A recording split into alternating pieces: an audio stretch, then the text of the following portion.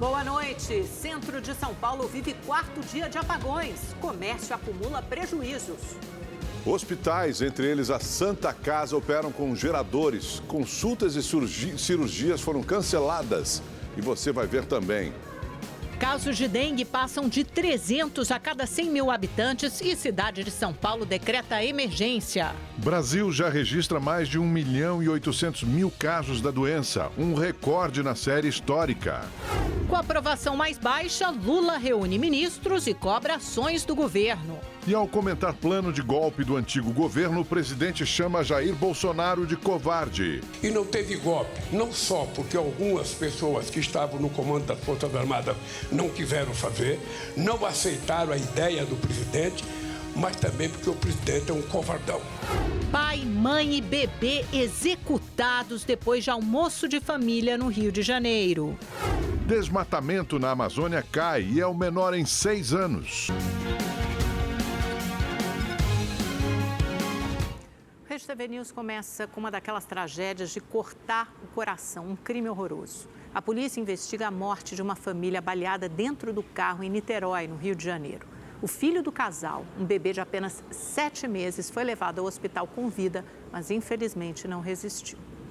No chão ainda é possível encontrar vidros estilhaçados e marcas de sangue. O carro foi atingido na lataria e no para-brisa. Felipe Rodrigues e Raíssa dos Santos Rodrigues morreram na hora. Testemunhas disseram que a mãe ainda tentou proteger o filho, Miguel Felipe, de apenas 7 meses. Mas ele foi baleado na perna e na cabeça. O bebê passou por uma cirurgia, mas não resistiu. Ele morreu na madrugada de hoje. Tanto a Raíssa como um bebezinho, passamos outro domingo de almoço de família, normal. E pegou de surpresa a gente, não sabe nem o que fazer. De acordo com testemunhas, o veículo estava neste ponto quando 2 homens chegaram em uma moto e começaram a atirar. A Polícia Civil realizou uma perícia preliminar e investiga a dinâmica do crime, a autoria e a motivação para o ataque. Este outro carro que estava estacionado no local do crime também foi atingido. O muro desta casa ficou com marcas dos disparos. Eu escutei o tiroteio danado. Foi mais de 20 tiros. Muita coisa. Segundo as investigações, o carro em que a família estava, registrado no Detran de São Paulo, tinha sido alugado por Felipe para trabalhar como motorista de aplicativo. A polícia investiga se ele estava indo cobrar R$5.000 por um serviço ou se ia buscar um empréstimo. Eu não sei se ele ia buscar o dinheiro de um término do serviço ou se ele ia buscar um dinheiro emprestado até então para dar entrada nessa casa, né? Só que a gente não sabe. Ontem a gente passou um domingo em família. E nessa família eu tenho tudo que eu preciso, entendeu? Só que agora tiraram um pedacinho de mim. Ainda no Rio, uma mulher foi morta na frente de um bar em Queimados, na Baixada Fluminense. A câmera de segurança flagrou quando criminosos em um carro disparam contra o grupo que está na calçada. Assustadas, as pessoas correm. Gláucia da Silva, de 35 anos, foi atingida. Ela chegou a ser socorrida, mas não resistiu. Um homem ficou ferido no pé e passou por cirurgia. O estado dele é estável. A Delegacia de Homicídios está investigando o caso. A Justiça do Rio de Janeiro inocentou os policiais envolvidos na morte de uma mulher que foi arrastada ao cair de uma viatura. O repórter Tony Vendramini tem as informações. Oi, Tony, boa noite. Boa noite, Amanda. Boa noite, Augusto. Boa noite a todos que nos acompanham. Pois é, os 6 policiais militares envolvidos na ação foram absolvidos. Na decisão, o juiz Alexandre Abraão Teixeira, do 3º Tribunal do Júri, afirmou que eles agiram em legítima defesa, atiraram em traficantes e incorreram em erro de execução.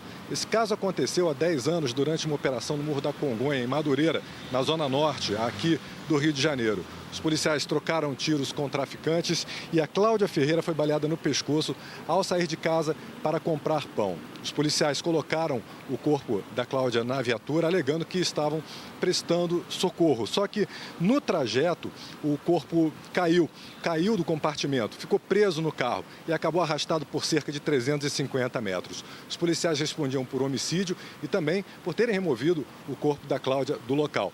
O laudo da perícia apontou que a causa da morte da Cláudia não foi o tiro, melhor dizendo, e não os ferimentos provocados pelo asfalto. Augusto, Amanda.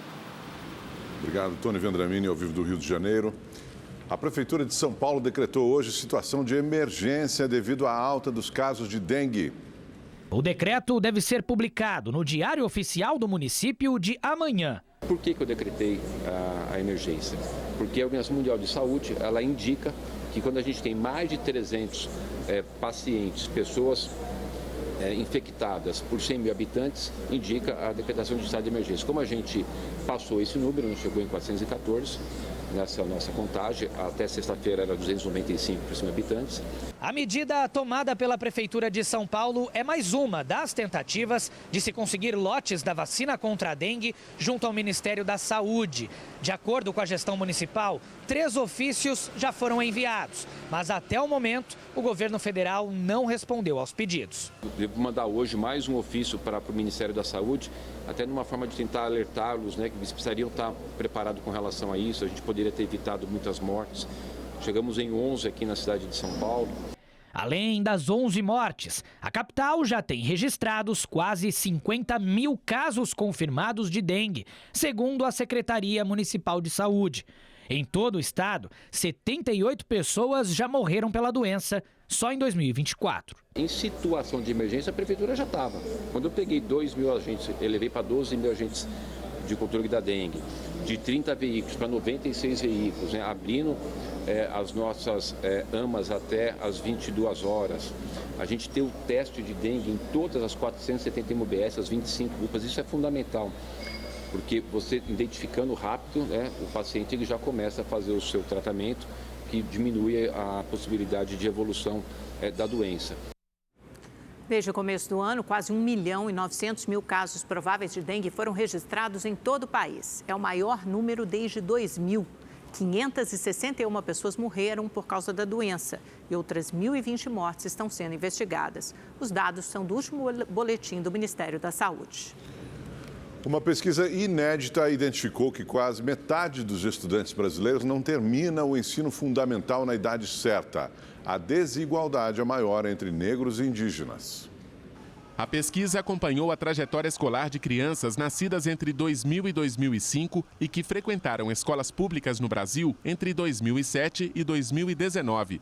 A base de dados utilizada foi a do INEP, Instituto Nacional de Estudos e Pesquisas Educacionais, ligado ao Ministério da Educação. O levantamento mostra que 48% dos alunos do ensino fundamental e 59% do ensino médio não conseguiram concluir os estudos dentro do período esperado. A reprovação e a evasão escolar estão entre as principais causas. 6 em cada 10 estudantes brancos terminam as etapas na idade certa. Entre os negros, o indicador cai para 4. E entre os indígenas, apenas 2. São números muito preocupantes e queremos fazer um chamado de olhar no monitoramento da qualidade da educação básica pública brasileira, também na permanência e não só a aprendizagem como ocorre atualmente. A desigualdade socioeconômica também é marcante. Apenas 38% dos estudantes mais pobres concluem o ensino básico na idade certa. Entre os mais ricos, o índice sobe para 69%. A trajetória escolar das meninas é mais positiva, 60%, contra 46% dos meninos. A pesquisa considerou que todas as etapas do aprendizado devem ser concluídas em 12 anos. O problema se agrava entre o 6º e o 9º ano. Precisamos poder desenhar e implementar políticas públicas que considerem a diversidade, que promovam, de fato, uma redução das desigualdades e promoção da equidade. Esta semana, a Justiça Eleitoral está focada em incentivar o alistamento de jovens eleitores que não são obrigados, mas podem votar nas eleições municipais de outubro.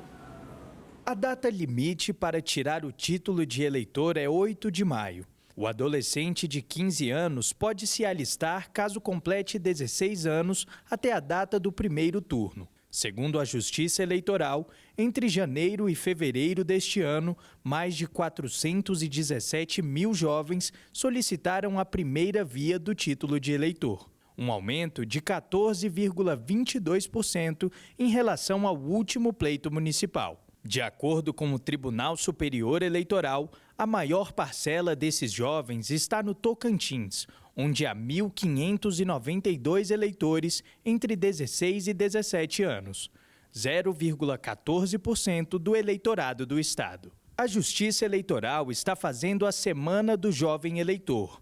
A campanha de incentivo ao alistamento eleitoral está focada nas redes sociais. Em 6 de outubro, os brasileiros vão às urnas para eleger prefeitos e vereadores. Caso seja necessário o segundo turno, a eleição está marcada para o dia 27 em cidades com mais de 200 mil eleitores. A terceira onda de calor que atingiu vários estados fez o consumo de energia bater um novo recorde. Segundo o Operador Nacional do Sistema Elétrico, com as altas temperaturas persistindo até quarta-feira, ainda é esperado um consumo superior no mesmo período do ano passado. Rafael tem um empório na zona sul do Rio. Por causa da onda de calor, nos últimos dias ele teve que ligar ao mesmo tempo os 6 aparelhos de ar-condicionado do estabelecimento. O empresário, que viu os custos com energia elétrica aumentarem pelo menos 15% em relação ao ano passado, espera uma conta ainda mais alta. Impacta muito e a gente não repassa isso para o cliente, então a gente vai absorvendo e fica difícil. São meses complicados, porque a luz é um grande vilão no nosso negócio. De acordo com o Operador Nacional do Sistema Elétrico, a ONS, na última sexta-feira o consumo de energia no Brasil bateu recorde. A carga média diária chegou a 91.338 megawatts médios. O consumo mais alto havia sido registrado em 17 de novembro do ano passado, com 90.596. No último dia 15, às 2h37 da tarde, o máximo exigido da rede elétrica em um mesmo momento também chegou a uma marca nunca antes alcançada, 102.478 megawatts. O recorde anterior era do dia 7 de fevereiro, 101.860 megawatts. A previsão para os próximos dias é de mais calor e isso significa mais uso de energia elétrica. A ONS estima para esta semana um consumo 5,7% mais alto em relação ao mesmo período do ano passado. Segundo este engenheiro, é possível usar os aparelhos sem desperdiçar energia. É não ligar o ar-condicionado com a porta aberta, tá? Não colocar o ar-condicionado numa temperatura excessivamente baixa. Por exemplo, tem gente que coloca temperatura ambiente a 20 graus. É frio. Tá? E já vi gente em escritórios com a temperatura baixa e põe um casaco. Isso aí realmente é jogar energia fora, é jogar dinheiro fora. Desde a última semana, o país enfrenta a terceira onda de calor do ano. Em São Paulo, os termômetros chegaram a marcar 34,7 graus. Foi o dia mais quente do ano e a maior temperatura para o mês de março em 81 anos. Já o Rio, no domingo, registrou recorde de sensação térmica. Ela chegou a 62,3 graus em Guaratiba, na Zona Oeste. Nem a praia, tradicional programa dos dias de calorão, tem aliviado os cariocas. Eu falo que eu já entreguei meu corpo e minha alma pro calor, a gente tem que fazer, está derretendo mesmo. Tô doida para chegar o frio logo. Em São Paulo, uma pessoa morreu e outra está desaparecida depois do temporal de ontem, que alagou vários bairros da zona leste da cidade. A casa da dona Valdete, de 75 anos, ficou completamente alagada. Ela desmaiou e precisou ser retirada por vizinhos. Foi socorrida, mas não resistiu e morreu. Esperava enterrar minha mãe de doença, né? Não enterrar minha mãe com afogamento dentro de casa. É uma coisa que não dá para acreditar ainda. Minha ficha não caiu ainda. Aqui na casa da dona Valdete, a água entrou com tanta força na cozinha dela que tudo ficou devastado. A altura da água chegou próximo aqui desse armário, mais ou menos 1,43 de altura para uma senhora que tinha mais ou menos 1,5 m. Aqui na cozinha, a gente pode ver que os móveis, eles foram totalmente mudados de posição. A geladeira, inclusive, foi encontrada boiando. Aqui, a gente pode ver que o micro-ondas, ele está sujo, completamente sujo, assim como o forno. Por quê? A água passou por cima deles e dá para ver até as marcas, completamente devastado. A casa da Bruna também ficou alagada. Ela conta que tudo foi muito rápido. A gente só viu a água subindo, foi só subindo. A única reação que eu tive foi de salvar minha família. A minha família Meus vizinhos, a minha vizinha ficou presa com os filhos dela dentro de casa. A gente não conseguiu ajudar ela. O pessoal da igreja subiu por cima da casa. Eu falei, quebra a telha, quebra tudo. Mas a gente conseguiu tirar a família de lá. Desde a noite de ontem, uma igreja do bairro tem oferecido apoio à comunidade. Já hoje pela manhã, a prefeitura da cidade entregou cestas básicas, água mineral, cobertores e colchões aos moradores que foram afetados pelo temporal. Ontem meus filhos veio para a igreja, aí a igreja ajudou, deu comida, leite, mamadeira, fralda. Um homem também foi arrastado pela enxurrada na Vila Curuçá e segue desaparecido. A chuva ainda causou estragos no bairro de Itaquera, Cidade Líder e Itaim Paulista, todos localizados na região leste de São Paulo. Só neste início de ano, a Defesa Civil do Estado já registrou 18 mortes em decorrência dos temporais. Vamos saber da previsão do tempo, então, com o Igor Silveira. Boa noite para você, Igor. Muito calor, né? A água evapora e a chuva vem com tudo, né? Preciso ficar alerta para isso, né, Igor? É isso mesmo. Boa noite, Augusto. Boa noite, Amanda. Boa noite para você que está em casa. Pois é, olha, tem previsão de chuva aí nos próximos dias e a temperatura só começa a cair no final da semana. No sul do Brasil, chove nos 3 estados, só que a chuva mais forte e volumosa ainda se concentra no Paraná e em Santa Catarina. E um sistema de alta pressão que é o responsável aí pela chuvarada em todo o sudeste. Ele leva a umidade e aí não tem jeito, chove mesmo. No Rio de Janeiro, por exemplo, olha, o tempo fica abafado e tem previsão de chuva máxima chegando aos 34 graus amanhã no Rio, 32 em Belo Horizonte e 33 graus em Vitória, no Espírito Santo. Em São Paulo, a mesma coisa, tempo quente, abafado e com previsão de chuva. Inclusive, hoje choveu em algumas regiões. Máxima chegando aos 29 graus amanhã, 32 graus na quarta-feira e 33 graus na quinta. Na sexta, olha, tem queda nas temperaturas e a máxima não passa dos 25 graus. Na região norte, a previsão também é de chuva em toda essa área que a gente vê mais escura aqui no mapa. No nordeste, o sol aparece no litoral. Só que no restante do Brasil, o tempo continua quente, com as máximas passando dos 30 graus. Em Cuiabá, olha, as máximas continuam na casa dos 38 graus. Então vai esquentar bastante por lá, não muda muita coisa tão breve, viu? Amanda, Augusto. Estou contando os dias para sexta-feira, Igor. Só isso que eu tenho a dizer, quando a temperatura cai dos 33 para 25. Vai cair bastante. Ainda bem. Obrigada, querido. O primeiro bimestre de 2024 registrou o menor índice de desmatamento da Amazônia em 6 anos. Os dados foram divulgados hoje pelo Instituto do Homem e Meio Ambiente da Amazônia. 196 quilômetros quadrados de mata foram derrubados nos 2 primeiros meses deste ano, contra 523 quilômetros quadrados no mesmo período do ano passado, uma queda de mais de 60%. O presidente Lula fez hoje a primeira reunião ministerial do ano e disse que o governo precisa fazer muito mais pelo país. Lula falou também da queda de popularidade, comentou o plano de golpe de Estado de Bolsonaro e chamou o ex-presidente de covarde. A primeira reunião do ano com todos os ministros acontece depois da divulgação de uma pesquisa de avaliação do governo. No levantamento, o presidente Lula teve queda de aprovação dos eleitores. O tema foi tratado no encontro. Lula disse que o Brasil foi abandonado pela gestão anterior e que o primeiro ano do governo foi para retomar políticas públicas que vão começar a apresentar resultados agora. O presidente admitiu, no entanto, que os planos já colocados em prática não são suficientes. Todo mundo sabe também que ainda falta muito para a gente fazer.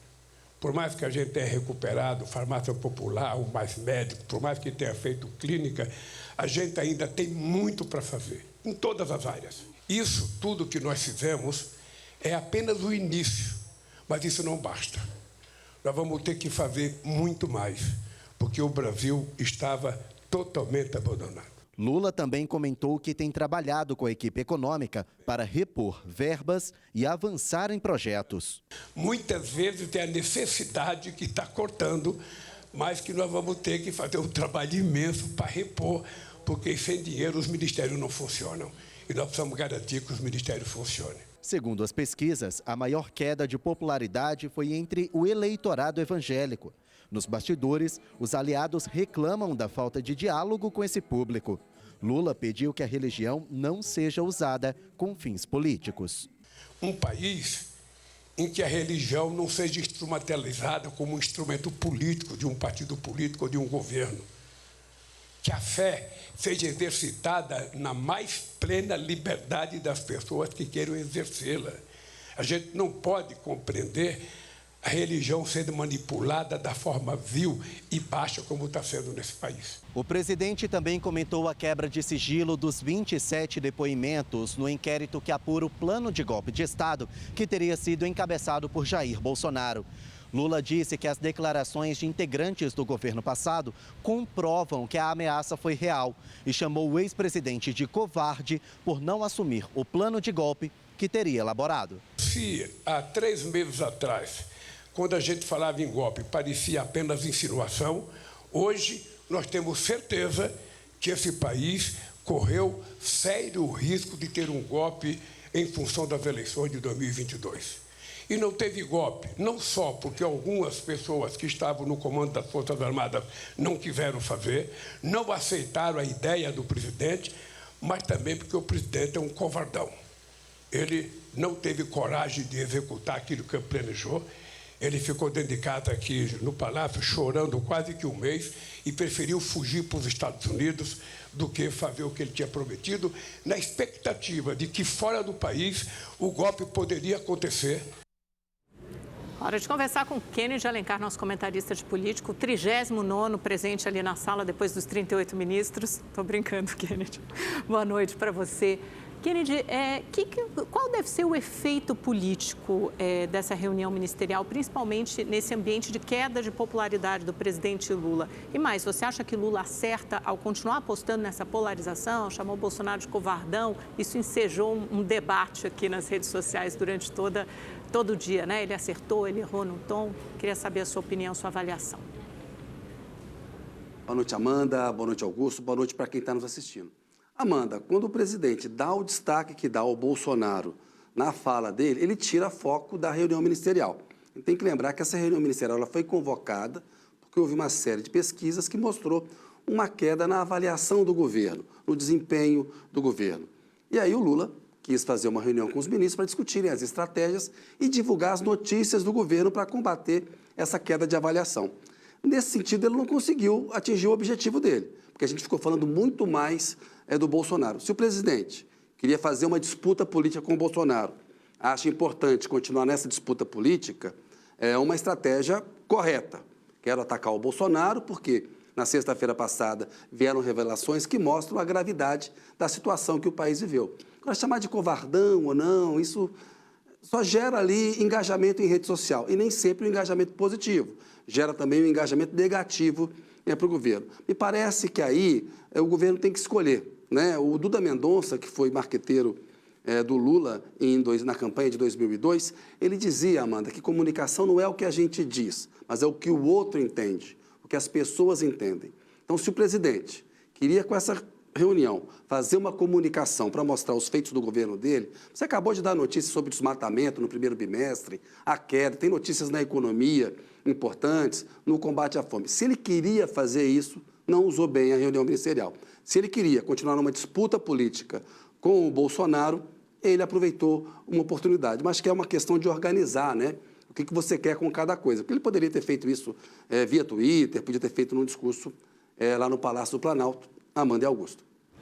Obrigado por sua análise, Kennedy. Boa noite para você. E o ministro Flávio Dino vai ser o relator no Supremo Tribunal Federal do recurso do ex-presidente Jair Bolsonaro contra uma multa de R$70 mil. Bolsonaro e a coligação pelo bem do Brasil foram condenados pelo Tribunal Superior Eleitoral em uma ação relacionada ao impulsionamento de publicações na internet. A publicidade tinha críticas a Lula, então candidato à presidência na campanha de 2022. Pela norma do TSE, o impulsionamento só é permitido para a promoção própria. O uso para atacar adversários é proibido. O índice de atividade econômica, considerado a prévia do PIB, cresceu 0,6% em janeiro deste ano, na comparação com dezembro. Os dados são do Banco Central. Esse foi o 5º mês seguido de crescimento. Na comparação com janeiro do ano passado, a alta foi de 3,45%. O Produto Interno Bruto é a soma de todos os bens e serviços produzidos no país. E olha, um apagão na região central de São Paulo deixou hospitais, comércios e residências sem energia elétrica nesta segunda-feira. O repórter Murilo Rincon, ao vivo, traz as informações para a gente. Quais os bairros que foram mais atingidos, Murilo? Boa noite, Augusto, Amanda, boa noite para todo mundo ligado com a gente. Ao menos 4 bairros da região central estão sem luz. São eles Higienópolis, Santa Cecília, Vila Buarque e Consolação. A Santa Casa, que fica aqui no bairro Santa Cecília, inclusive ali ao fundo, a gente percebe, está ligado por conta de geradores, também foi afetada. E mesmo com a ajuda desses geradores, que foram acionados nas áreas de emergência, a situação gerou muitas críticas de quem buscava atendimento. Vários pacientes foram prejudicados e entre eles o marido da dona Wanda. Vamos ouvir. Eu levei 3 horas para chegar aqui porque eu moro em Cruzeiro, São Paulo. Sou do interior de São Paulo. Aí chegou aí? Cheguei aqui, ele disse que não. E é a segunda vez que eu venho e não recebo atendimento. Não por mesmo motivo. Dia 28 de dezembro nós viemos, meu marido é paciente oncológico e ele precisa fazer uma endoscopia digestiva alta e desde dezembro a máquina está quebrada e nós viemos de madrugada para cá, saímos de casa 2 horas da manhã, chegamos aqui às 7 horas, ele não pôde fazer. Aí ficou de remarcar. Remarcamos hoje, aí chegou aqui, eles não puderam atender porque não tem luz. Tudo bem que não é culpa deles, mas é cansativo pra gente, né? 3 horas de viagem, chegar aqui e não ser atendido, é difícil. Bom, a gente assistiu essas declarações aí, agora tem uma reportagem completa para você sobre a falta de energia elétrica no centro de São Paulo que causou tantos prejuízos ao comércio e também às pessoas. Lojas às escuras, energia só para computadores e caixas. Essa era a realidade da 25 de março, na manhã de hoje. Com luz parcialmente restabelecida, os lojistas ainda são obrigados a racionar a energia por causa do baixo fornecimento. A falta de energia começou na última sexta-feira com várias oscilações e no sábado um apagão. Mais de 1 milhão de consumidores e 60 mil trabalhadores foram prejudicados. Neste comércio, 16 empregados foram orientados a ficar em casa. A falta de energia afastou os clientes. A revolta da dona do estabelecimento é grande. O prejuízo que eu tive sábado, eu não vou recuperar mais. Eu não vou recuperar. Hoje também eu tenho um prejuízo, um exemplo, as minhas meninas estão trabalhando, a gente está sem fornecer ar-condicionado para elas, certo? Porque eu não consigo ligar. Eu não tenho nenhuma fase direito. Aquela fase que está ligada lá, eu não consigo nem carregar um celular. O sábado teve várias lojas que não puderam atender ninguém. Tem um sabadão, pré-Páscoa, onde o pessoal está lá com produto para atender de Páscoa, vamos dizer assim, pessoal de enfeites ou para fazer os ovos e por aí vai, forma de ovo, ou embalagem de presente ou embalagem do ovo, e isso aí atrapalha o faturamento deles, assim, não conseguiram calcular ainda esse tipo de coisa. Os lojistas ainda reclamam da dificuldade em falar com a Enel, a empresa responsável pelo fornecimento da energia elétrica em São Paulo. É com frequência que acontece isso, né? E aí você liga na Enel, você pergunta para os engenheiros, para o pessoal que trabalha na Enel, ninguém resolve nada. Vai arrumar, e a gente fica perdendo. Para evitar um prejuízo ainda maior, muitas lojas investiram com urgência numa saída. Os caminhões com motor para gerar energia para as lojas estão ocupando o espaço de abastecimento das lojas com mercadoria. Aqui, por exemplo, são 4 caminhões. Cada motor desses é alugado ao preço de R$3.000 para funcionar durante um período de 12 horas. Outras empresas estão se preparando com soluções definitivas para não deixar áreas prioritárias sem energia. Essa loja aqui montou um sistema de energia solar com essas baterias aqui para ver se ameniza o problema, é ou não é? Isso. É um sistema off-grid, energia solar. Então gera energia e a gente retém ela nessas baterias que vai alimentar todo o nosso sistema de internet, nosso sistema de câmeras e tudo mais. Nesse caso, tem autonomia para 8 horas de carga. Segundo uma pesquisa do Datafolha, 62% dos paulistanos acreditam que a principal culpada pelas quedas de energias constantes na cidade é a concessionária. Outros 18% culpam o prefeito da cidade, Ricardo Nunes, que afirmou que a fiscalização da Enel é responsabilidade da ANEEL e não da prefeitura. Agora o que precisa é o seguinte, é a Agência Nacional de Energia Elétrica, que já fez uma multa de mais de 160 milhões, ser mais contundente, né? Porque imagina a pessoa ficar lá sem energia, perde cliente, as pessoas têm prejuízo, o desconforto que é ficar sem energia, um calor que a gente está vivendo, né? Então, infelizmente, tem que lamentar e torcer para que a Agência Nacional de Energia Elétrica seja contundente na fiscalização. Por meio de nota, a Enel disse que o problema foi causado por uma ocorrência subterrânea que atende a região de Higienópolis e que está tratando o caso com prioridade. E afirmou ainda que equipes já trabalham para reparar a situação e que geradores serão disponibilizados para abastecer a Santa Casa e outros clientes prioritários da região. Um suspeito morreu baleado durante um confronto com a rota na Praia Grande, litoral de São Paulo. Durante essa ação, 2 homens foram presos por transportar drogas. A Secretaria de Segurança Pública afirmou que os agentes atuavam pela Operação Verão, que agora soma 48 mortos na Baixada Santista. Essa é a 3ª fase da operação. Desde dezembro de 2023, mais de 900 criminosos foram presos e mais de 600 quilos de drogas apreendidos. Napoleão, voltamos com você para falar de esporte ainda, dessa vez de uma confusão, infelizmente, quando o esporte se mistura às páginas policiais, né? Um torcedor foi baleado depois do jogo do Cruzeiro, numa enorme confusão. Aliás, essas confusões têm se repetido muito em Minas Gerais. É verdade, Amanda. Infelizmente, a gente está aqui para, de novo, dar uma notícia ruim como essa. Um jovem baleado após a classificação do Cruzeiro para a decisão do Campeonato Mineiro. A vítima foi socorrida no local, levada para o hospital e já foi liberada. O adolescente de 16 anos passava próximo a uma confusão e, quando ouviu o disparo, sentiu que havia sido atingido. Em depoimento, o autor do tiro, que é ex-policial, contou que tropeçou e esbarrou em 5 torcedores. O grupo teria partido para cima dele e começado a agredi-lo. Foi então que ele disparou e acabou atingindo o jovem, que não tinha nada a ver com a briga. O ex-policial foi ouvido e liberado após pagar fiança por porte ilegal de arma. E começou hoje no Paraná o julgamento dos 7 acusados do assassinato do ex-jogador Daniel, ex-jogador do Coritiba e do São Paulo.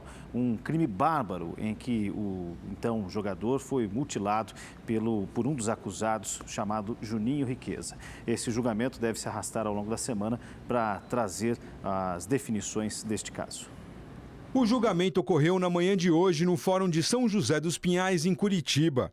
5 anos após o crime, 160 pessoas foram convocadas, mas apenas 7 foram selecionadas para o conselho de sentença. A família da vítima, que mora no interior de Minas Gerais, viajou ao Paraná para acompanhar o júri. O crime aconteceu após Daniel, que na época jogava pelo São Bento, participar da festa de 18 anos de Alana Brits, filha dos empresários Edson Brits e Cristiana, na noite do dia 26 de outubro de 2018 em Curitiba. A festa continuou na manhã do dia seguinte na casa da família. De acordo com depoimentos, Daniel foi flagrado por Edson dentro do quarto de Cristiana e passou a ser agredido pelo empresário e outros convidados.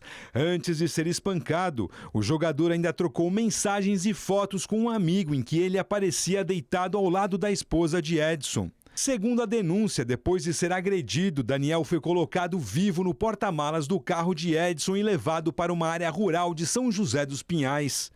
De acordo com laudos do IML da Polícia Científica, ele foi encontrado morto parcialmente degolado e com órgão genital cortado. 2 dias depois do crime, Edson Brits marcou um encontro em um shopping para, segundo a denúncia, coagir testemunhas. A reunião foi registrada por câmeras de segurança. Em depoimento à polícia, o empresário confessou ter assassinado Daniel.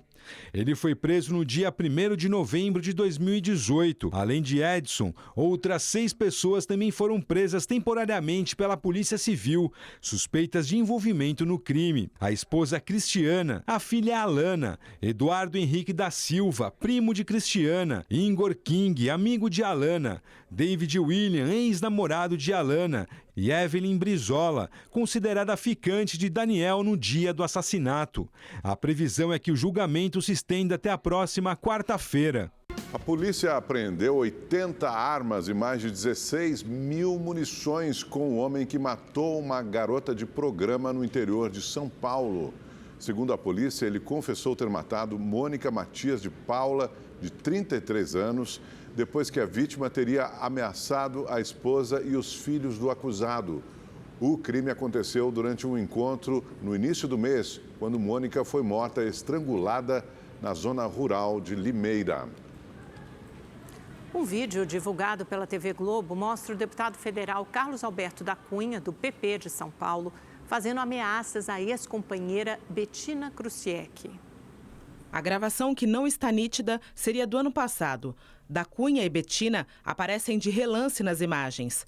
No áudio é possível ouvir o deputado dizendo que vai matar a então companheira. A mulher disse que, além de verbalmente, também foi agredida fisicamente. Da Cunha é réu desde 2023 por violência doméstica. Na reportagem, a defesa do deputado disse que a gravação foi feita dentro de um contexto de cólera e que vai pedir uma perícia do vídeo. O réu, que também é delegado, já se envolveu em várias polêmicas, entre elas, encenar o resgate de um refém que já havia sido libertado. Após a repercussão das imagens, Bettina divulgou um vídeo nas redes sociais, onde pede que as mulheres vítimas de violência não se calem. Gente, estou passando aqui rapidamente para agradecer do fundo do meu coração a todas as mensagens que eu recebi, que eu estou recebendo aqui no direct, no Instagram, vários relatos de mulheres que já passaram por violência psicológica ou ainda passam, violência doméstica, relatos horríveis. Então, eu estou passando aqui para agradecer o apoio e a força e todas as mensagens de carinho. E para falar também para você, mulher que sofre ou que já sofreu com violência doméstica, violência psicológica, não tenha medo de denunciar, tenha medo de permanecer nessa situação. No Ceará, 7 detentos conseguiram fugir de um presídio na região metropolitana de Fortaleza neste domingo. Eles teriam escapado pelo teto das celas através de um pergolado para banho de sol. Apenas um deles foi recapturado. Esta é a 6ª fuga do sistema penitenciário do estado este ano. Cerca de 22 presos já escaparam. Não há informações de quantos continuam foragidos. 3 adolescentes morreram em uma cachoeira na cidade de Paranavaí, no Paraná. Uma mulher de 43 anos também foi arrastada e está desaparecida. Segundo o Corpo de Bombeiros, que faz buscas na região, 8 pessoas estavam na cachoeira quando ela foi atingida por uma cabeça d'água. O fenômeno ocorre quando o nível de água sobe rapidamente por conta das chuvas. 4 pessoas foram resgatadas com vida. Em Cascavel, no Paraná, 2 trabalhadores que tiveram problemas com seus equipamentos foram resgatados após ficarem pendurados no 15º andar de um prédio. O Corpo de Bombeiros foi chamado e conseguiu retirar a dupla em segurança de uma altura de aproximadamente 45 metros. O começo do ano foi positivo para o setor de turismo no Ceará. O estado registrou crescimento de quase 12%. Morando em São Paulo há 30 anos, o cearense Francisco Viana vem para o Ceará só a passeio. Ele aproveita e traz os amigos. Só o ano inteiro. Segundo, a comida é boa. O povo é extraordinário, né? Porque ouvir um cearense falando é igual uma canção, para os meus ouvidos, pelo menos. E como eu venho sempre aqui e gosto de tudo isso, eu resolvi trazer meus amigos. A gente foi visitar a Canoa Quebrada, né? É uma praia que eu não conhecia, achei muito bonito, gostei, né? E recomendo para os meus amigos também, né? A procura pelo Ceará como destino turístico fez com que o estado registrasse o maior aumento no Brasil. Segundo o IBGE, entre dezembro do ano passado e janeiro deste ano, o setor de turismo cresceu 11,9%, enquanto no país foi registrada a retração de 0,8%. Ceará, como um todo, está crescendo. Novos destinos como Icaraí de Amontada, que não era um grande destino há alguns anos, cresceu, o Preá cresceu, o kite trouxe um movimento muito grande para todo o litoral. A Secretaria Estadual do Turismo estima que mais de 3 bilhões de reais foram movimentados pelos turistas na alta estação deste ano. Quando a gente fala de turismo nacional, né, a gente está falando de mais ou menos uma média de 2 salários, no mínimo 2 salários mínimos por passageiro, por visitantes no nosso estado.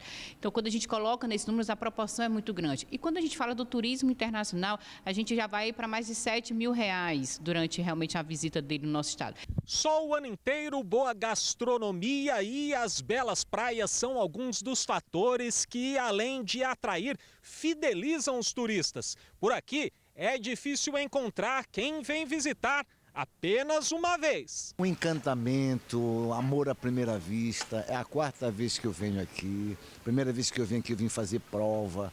Me apaixonei por Fortaleza. Não digo todos os anos, mas de 2 em 2 anos eu estou aqui. A Rede TV News fica por aqui. Muito obrigada pela sua companhia. Nos vemos amanhã. Boa noite. Boa noite. Até amanhã.